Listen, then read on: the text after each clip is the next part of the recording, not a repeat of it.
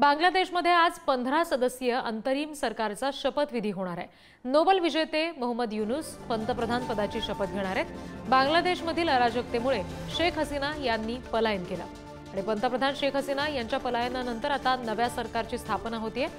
मोहम्मद युनूस हे नवे पंतप्रधान असणार आहेत बांगलादेशचे। प्रतिनिधी शिवाजी काळे यांच्याकडून अपडेट्स घेऊया। शिवाजी, आज हे अंतरिम सरकार स्थापन होते, कशा पद्धतीने आता परिस्थिती नियंत्रणात आणण्यासाठी प्रयत्न होऊ शकतात?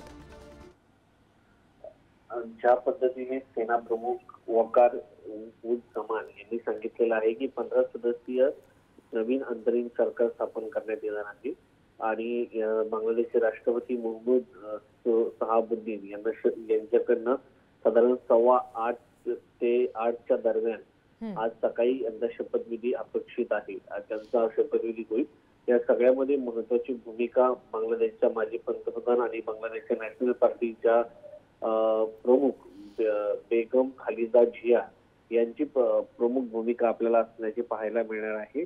मात्र आता हे जे नव्यानं सरकार स्थापन होतंय हे सरकार भारताच्या विरोधी सरकार भूमिका घेतं की भारताच्या सोबत शांततेने पुढे ज्या पद्धतीने भारत आणि बांगलादेशचे संबंध राहिलेले आहेत त्याच पद्धतीने संबंध ठेवतं हे पाहणं महत्वाचं आहे। कारण स्थानिकांना नोकऱ्या नाहीयेत, बेरोजगारांची संख्या मोठ्या प्रमाणात वाढलेली आहे आणि तरुणांचा जो आक्रोश आहे तो या नवीन सरकारला थांबवता येतोय का, हा सगळ्यात महत्वाचा मुद्दा असणार आहे। अंतरिम सरकार स्थापन जरी झालं तर जनतेच्या हाताला काम आणि पोटाला जोपर्यंत अन्न मिळत नाही तोपर्यंत जनतेच्या मनातील आग शांत होणार नाही। त्यामुळे लष्कर किती दिवस या सगळ्याच्यावरती राज्य करतं, नवीन सरकार स्थापन होणं देखील अत्यंत महत्वाचं आहे। त्यामुळं हे नवीन जे मोहम्मद युनूस यांच्या नेतृत्वाखाली जे सरकार स्थापन केलं जात आहे अंतरिम सरकार अगदी, आणि हे नवीन स्थापन होणारं सरकार कशा पद्धतीने ही सगळी अराजकतेची परिस्थिती हाताळतंय हे पाहणं महत्वाचं असेल।